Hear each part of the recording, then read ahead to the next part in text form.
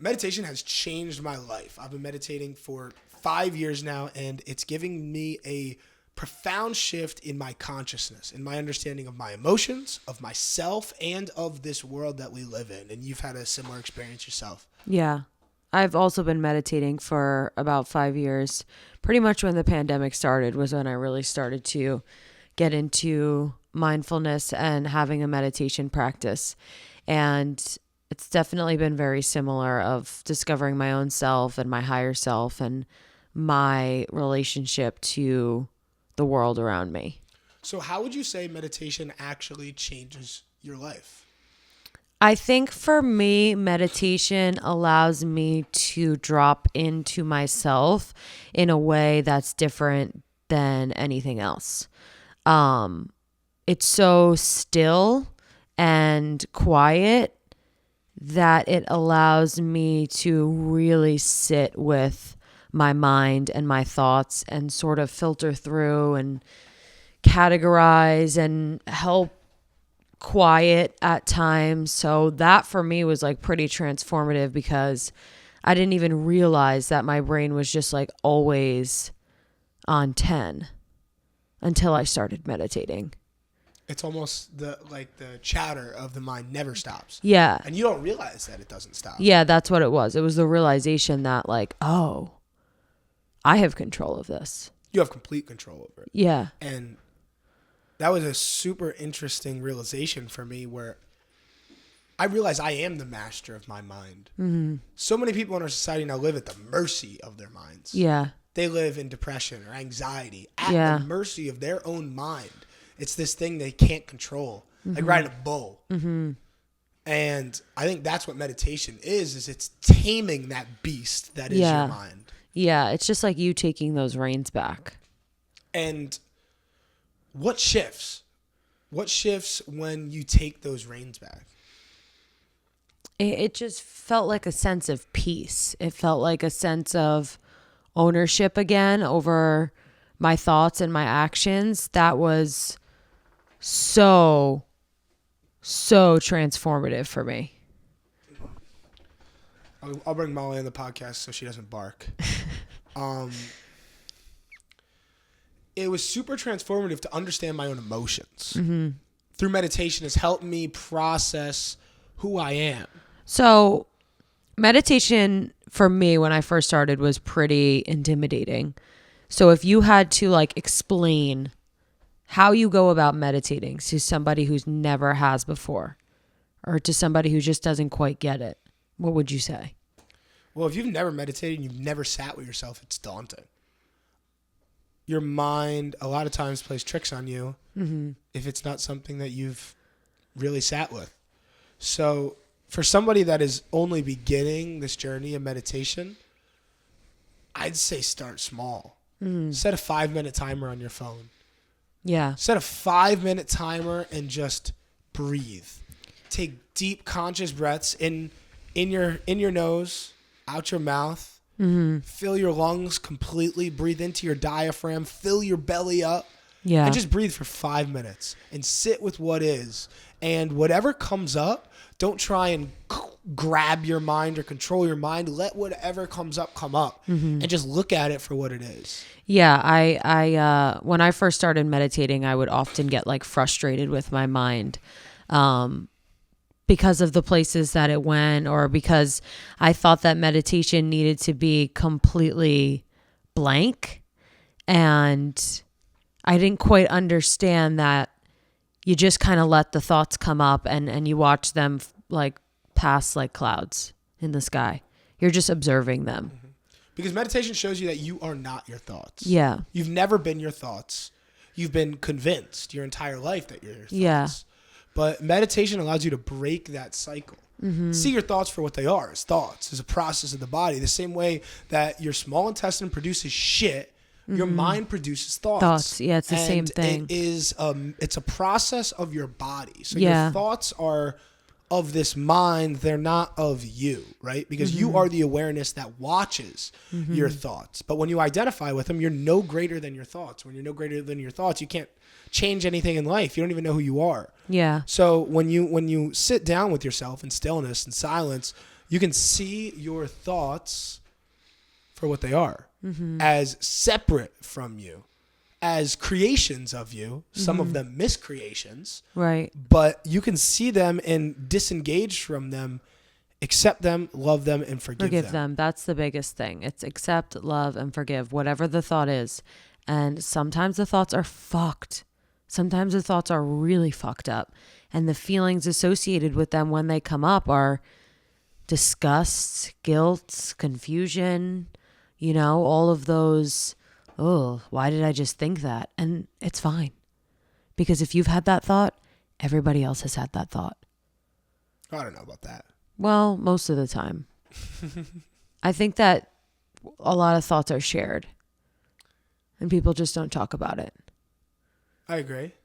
Especially the really weird ones. Yeah, a lot of people don't voice their innate deep thoughts. Mm-hmm. And I think something that we've done a very good job of, for the most part, with our relationship, is voicing those deep thoughts. Yeah. The ones that are uncomfortable. Yeah. And which is why our communication is so good, which is why we can go on camera and talk about our relationship, and why we don't argue and fight. But also, there's still elements to you and elements to myself that don't get brought up. Yeah. There's elements of myself that I maybe still be scared to write on paper or scared to say to myself in the mirror for whatever reason. Yeah. And I'm sure with you being the same. Yeah. And that's why most people are scared to meditate, because for me, as somebody who's done a lot of the work so far, which only so much work can be done in 5 years. Yeah. As I'm 23 years old. Yeah. But I've done the work so far so that I'm very comfortable with myself. Yeah. Very comfortable with myself. And even then, there's so much that weighs on me. Yeah. Am I good enough? Is this going to work? Is this whole business thing going to work out? Why am I posting all these videos on the internet? Self-doubts arise no matter who you are.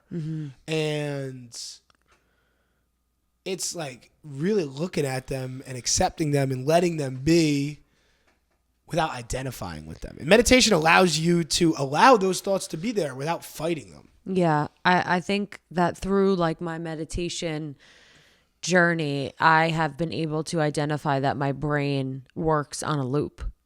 Whether the loop is really tiny or the loop is really big and it takes a while to come back to a thought. It's like I kind of see it like a carousel. What are those called? That's not a carousel. Those big wheels. Ferris wheel. Like that. Like it might be like a really short Ferris wheel where the loop kind of repeats like quickly, or maybe it's a really big Ferris wheel and it takes a really long time to get to the bottom and it takes a really long time to get to the top. So that's just like a pattern that I've noticed in my brain, that like everything works on a loop. So if I'm more anxious, my loop is smaller. My Ferris wheel is smaller. It's working fast. The thoughts are hitting me.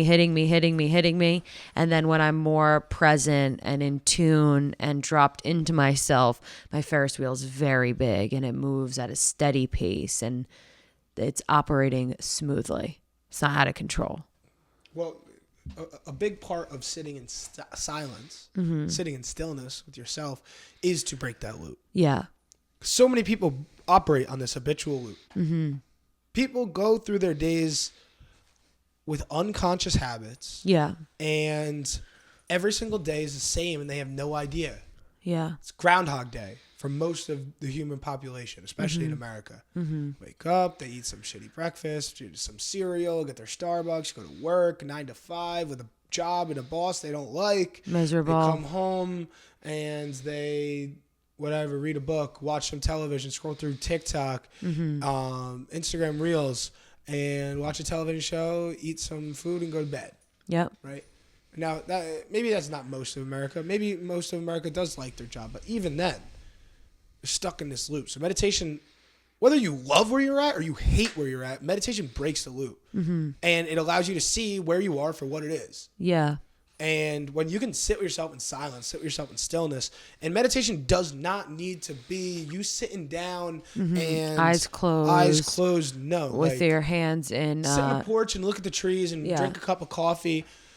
There's contemplation is meditation in itself. Silence is meditation in itself. Drive with the music off and just look at the road, right? Like go on a hike and walk through nature by yourself. Connect with yourself. There's all these different forms of meditation. Walking meditation. You have qigong. You have yoga. You have surfing. You have going fishing by yourself. There's all these different forms of connecting with yourself. Yeah. And it would be beautiful if everybody had something they love to do to connect with themselves and meditate with themselves. Yeah. I think that, like, when you were saying just start like with 5 minutes, like 5 minutes is still even daunting for people. For me in the beginning, the thought of sitting down with myself for 5 minutes in silence was absolutely terrifying. And it didn't start with 5 minutes. It started with 30 seconds. It started with a minute. It started with a guided meditation because I wasn't even able to calm myself enough to just sit there without fidgeting or itching my arm or fixing my shirt or moving. So I use guided meditation to help me drop into a sense of peace and serenity because I was not able to get there on my own. And that is, I think, a great tool to use. Utilize the experiences other people have had and cultivated, especially online. Yeah. There's a lot of great resources. I listened to countless guided meditations when I was first starting. That was, find a new one every day. Somebody that was great for me as I was waking up was Aaron Dowdy. Was awesome for me and guiding meditations. Somebody else was Dr. Joe Dispenza doing his Blessing of the Energy Centers meditation. Various other ones by him. And then another more esoteric form of meditation that I got into was the Gateway tapes, if you're familiar with those. Do you know what the Gateway tapes are? Yeah, but you can explain. So the Gateway tapes were a part of a CIA program where they were experimenting with out-of-body experiences. So basically they were what it called remote viewing. And through remote viewing, they were consciously leaving their body, astral projecting outside of their physical vehicle through these deep states of meditation. And when I had initially begun to awaken spiritually and understand that there's more to this reality than just the physical, I immediately wanted to leave the physical. And it was super intriguing to me to astral project, to lucid dream, and these fun, different ways to interact with the spirit world, the astral world, right? And I dove really deeply into that. And I went through the whole entire Gateway process. And I did have some profound experiences. I floated above my body and looked at myself when I was in bed, completely suspended in space and time. Yeah, that's a weird feeling, huh? Very weird feeling. Yeah. Right? Completely sober in consciousness. Yeah, just like... Yes. Yeah. You see the tether from your navel to your navel in the physical body. Yeah, it's very interesting. You have the energy. You see your astral body. Super interesting experiences. But I'm throwing that out there because everybody has their own spiritual journey. There's no one way to do it. There's no, you're supposed to start meditating and then you're supposed to read all these texts. No. It's just your journey. Whatever that means to you. We had spiritual awakenings, you and I, roughly the same time, and they looked completely different. And so many people are spiritual people, and they wouldn't even call it that. Yeah. So many people are very spiritual in nature, and they never had a quote-unquote spiritual awakening. Yeah, well, I think the whole, like, spiritual awakening thing has gotten a bit, like, I don't know the word. Trendy? It's Is that the trendy. word? It is a little... can be gimmicky. I thought you were a crystal bitch when I first met you. I didn't know you were actually on it. Yeah. Because there's so many people out there, and no offense to all the crystal bitches out there. Yeah. But there's a lot of girls out there. I mean, guys too on this, but girls specifically that I've seen that use the crystals and the astrological signs and whatnot as different, coping mechanisms, excuses for their maybe it's a front. Poor behavior, their front, a personality that they may want to put forward, but they don't actually do the work in themselves. Yeah, I actually, while I was going through my spiritual awakening, I had a friend at the time who who was a crystal bitch. She was not spiritual at all. She was just pretending to be. She didn't really understand it at all. And it would frustrate me because I felt like a fraud because she was a fraud. And I was like having all these deep, profound experiences and learning a bunch about myself. And it was just frustrating to be around somebody who was very low vibrational and pretending to be high vibrational. And then we cut that shit off. But yeah, you did think I was a crystal bitch. And then you found out I wasn't. And then I found out you weren't.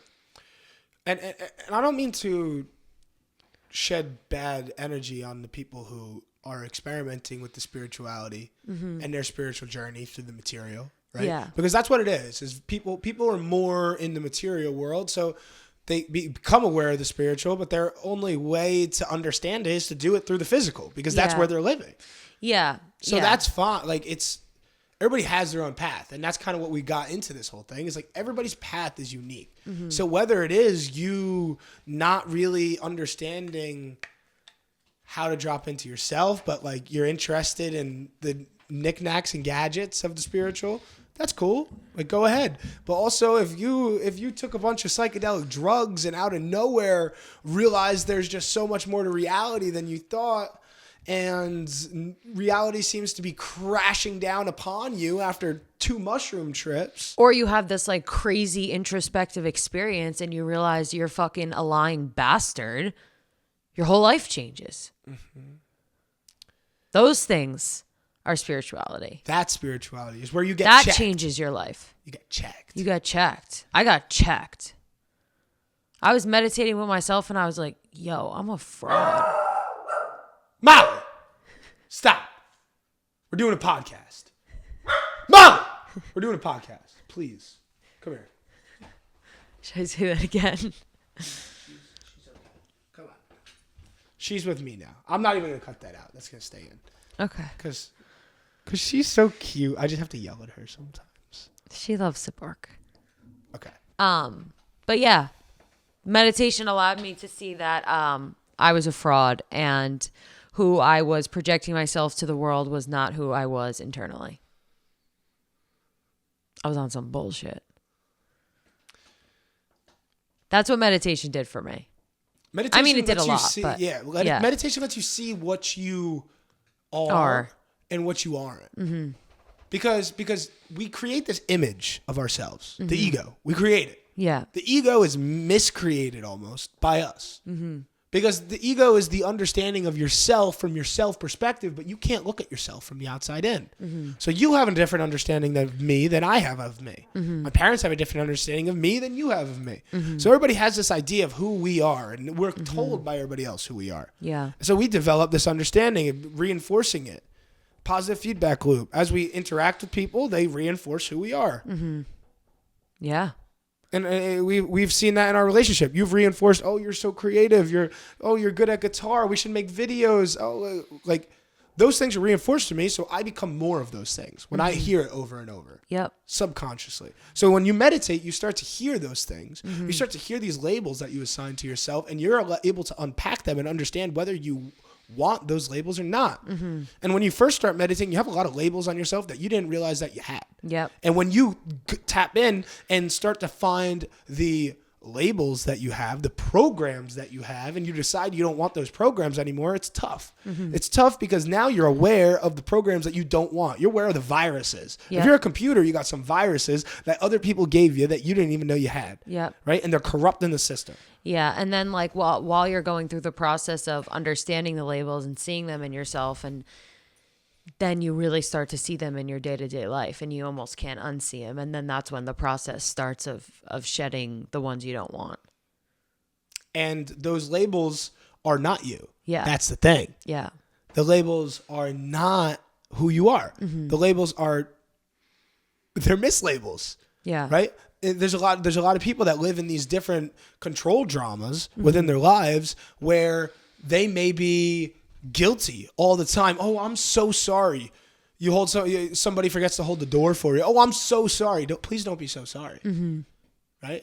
And now that I've become aware of all these different control dramas in my life, I correct them in people, whether they're strangers or not, because I want to be of service to people. So somebody says, I'm so sorry. Please don't be so sorry. Yep. Let me reinforce that for you. You're not so sorry. Right. There's no reason to be so sorry. Some other people have the poor old me, right? Poor old me. Oh, like constantly complaining and saying, oh, that's just my luck. Oh, is it just your luck? Or is you saying that right now creating your luck for you? Right. Or the worry wart, constantly worried, safety, everything. Just be careful. Watch your step. Don't fall. And it's like, well, okay, what if they fall? Is that the worst thing to happen if they fall? The worry wart in me is triggering because I was a worry wart, and I didn't express it verbally. I was never watch your step or be careful, but I thought it internally.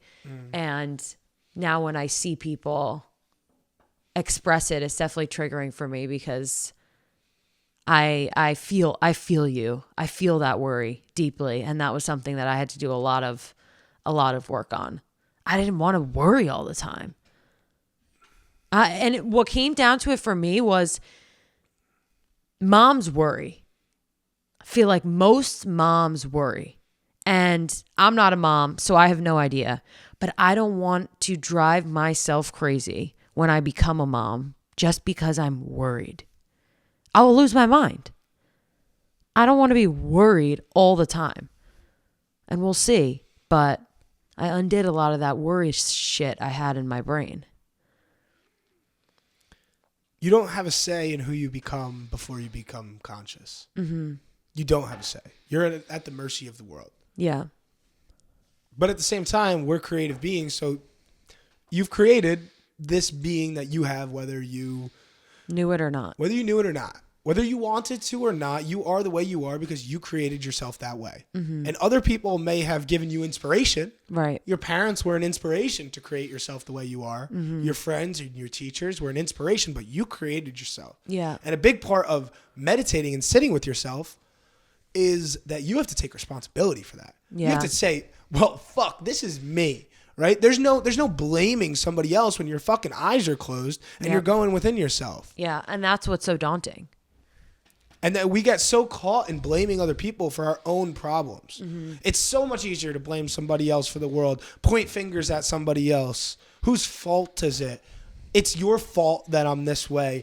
I'm sad because of you. You made me angry. That's not how the world works. Yeah. You're angry because you made yourself angry. You're sad because you made yourself sad because you had an attachment that was lost.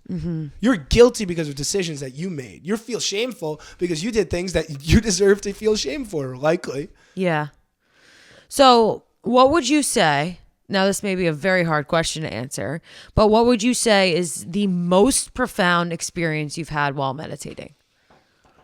The most profound experience. What was something that happened while you were meditating that changed your life? Top 3. Okay, so I'll dive into one experience. Yeah. Pick one, dive into it.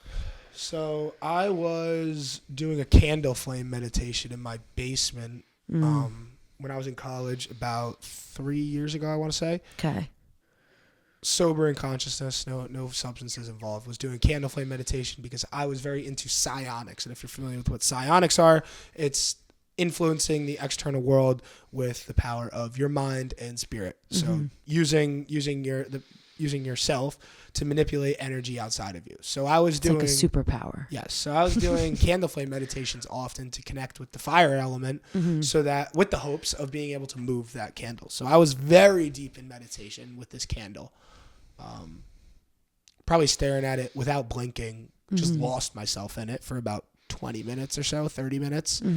And I came out of that and I looked up, didn't know how long I was doing it, and there was a lot of posters on my walls. And as I looked up, every single wall, corner, poster, everything in the room was moving every single way at the same time. It was moving up, down, side to side, all at the same time. So the entire room, I can't even explain. It wasn't of this dimension. Right. And I was sober. I wasn't high or anything. Yeah, no drugs. Doing deep breathing, conscious diaphragmatic breathing with the experience. Feeling as if I was the candle flame is how I induced the state. So feeling myself to be flickering with the candle flame, connecting with the fire element. Yeah. And as everything started moving, I got overwhelmed. I couldn't keep my eyes open anymore because it was just an overwhelming feeling where it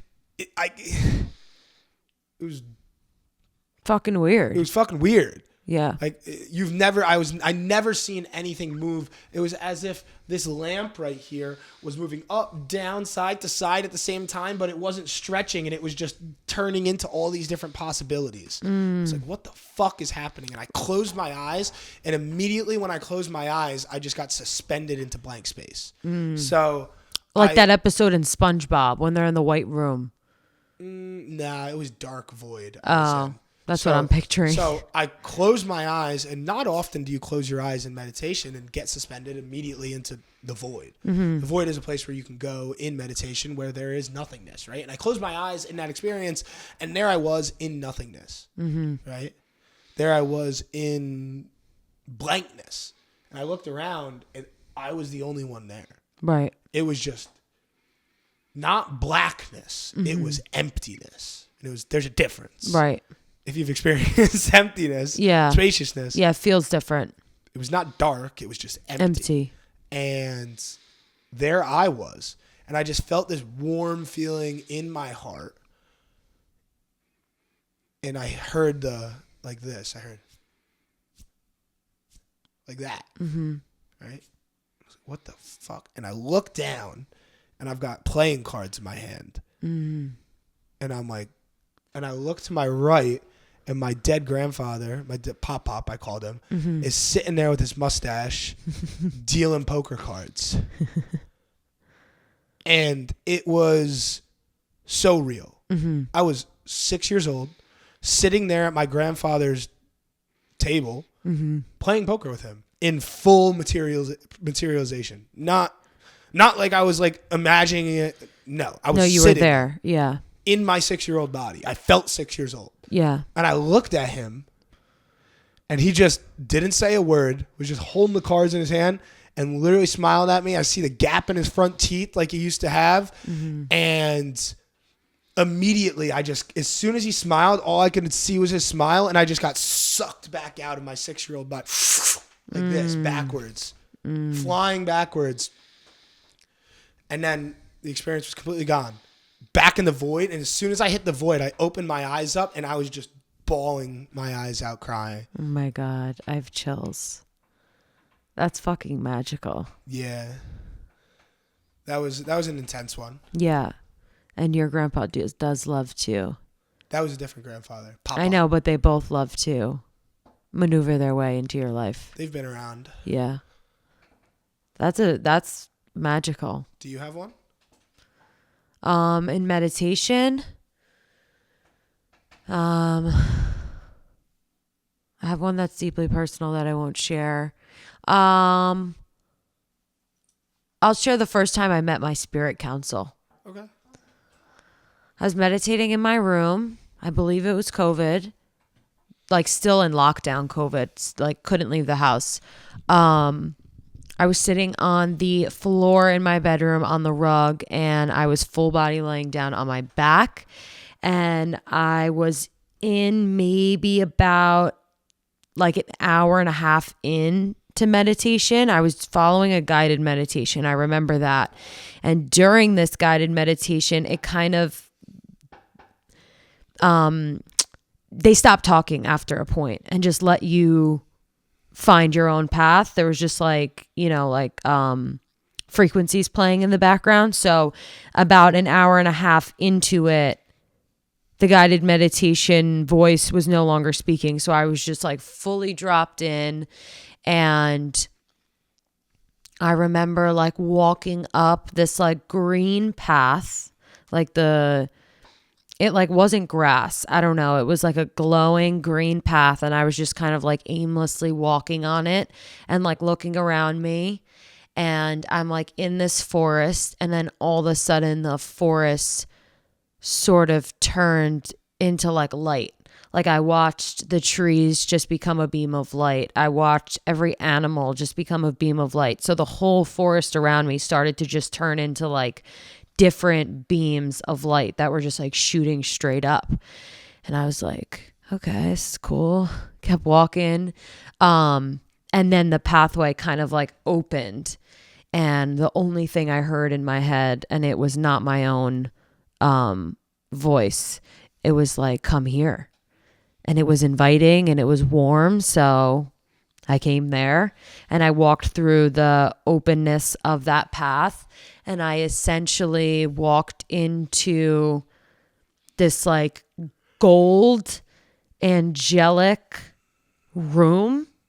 It was like very medieval, very castle-esque, and I was in the center of the room, and I looked up, and there was about like 7 or 8 beams of light beings around me. And I was like, hi. And they like, nobody said anything. And then I just like knew. I was like, are you guys my spirit guides? And they were like, yes. And it was like a loud, echoey, weird yes. It was like a vibration of a yes. And I didn't really quite understand how I was understanding it. And I'm like, oh, well, who is it? You know what I mean? Like, is it any of my ancestors? Is it my grandpa? You know, I was like excited to see who it was. And it was nobody that I have any conscious awareness of knowing in this lifetime. And they were like, that's not how that works. And they essentially gave me the rundown of how they have guided me thus far in this life, where they think that I have went wrong, and the lessons they will be sending me to learn from in this lifetime. And one of the biggest takeaways from that experience was, why do you still think you're not enough? That was like very, very loud and clear. And then as soon as they all said that, it was like, again, that like in unison vibrational voice. Why do you think you're still not enough? I was like, zoom, right back out. And then I could like feel my fingers and my toes, and I like slowly started to come out of the meditation. And I was like, what the fuck just happened? Mm-hmm. Yeah. It's interesting. There's places that you can go with meditation. Obviously, we're sharing our stories. So many places you can go. Stories. But that's not the point. Yeah. I was caught up in having these mystical experiences. And mystical experiences will happen as you meditate. But if they're sought after, they'll flee. Yeah. If you are going into meditations to have a mystical experience, you're probably not going to. Right. So enjoy them as they come, and appreciate them. But not every meditation is supposed to be this profound experience. Yeah. Most of them aren't. Most meditations you sit, especially if you meditate every day. Every day, yes. If you meditate every day, most meditations are boring. It's Yeah. supposed to be boring. It's supposed to let your mind go someplace where you're not constantly stimulated with this dopamine and this society nowadays. And so there is no reason for people to chase these mystical experiences, which I have. Yeah. So it's super neat that we've both had these ones and we can share them, but it's not necessarily the purpose. Yeah, I agree. So let's bring it home. You can bring it home. I'll bring it home. I love to meditate at night. It kind of allows me to take inventory on how the day went and where the day's going tomorrow, and just sort of drop back into myself, come back home to myself. And I think just reiterating the fact that meditation looks different for everyone is like very important. I prefer to lay on my back and meditate. I don't really like to sit up because it hurts my back. And then if I'm uncomfortable, then I'm just thinking about the fact that I'm uncomfortable the whole time. So whatever it is for you, if it's following a guided meditation, if it's listening to frequencies, if it's staring at the birds, if it's whatever, just do what feels right for you. And just start 30 seconds, a minute, 2 minutes, 3 minutes, and then an hour and a half, 2-hour meditation just comes with time. A lot of time. It's just silence. Mm-hmm. Prioritize silence in your life. Yeah. Quiet. Because you have all these experiences throughout your day, and process those experiences. Mm-hmm. When you go to bed at night, your brain has to work backwards and process everything that happens before it allows you to go into deep sleep. So that's why being stressed all day. Mm-hmm. That's why when you're stressed all day, it's hard to fall asleep because your brain has to go back and work through everything. Mm-hmm. So do it consciously.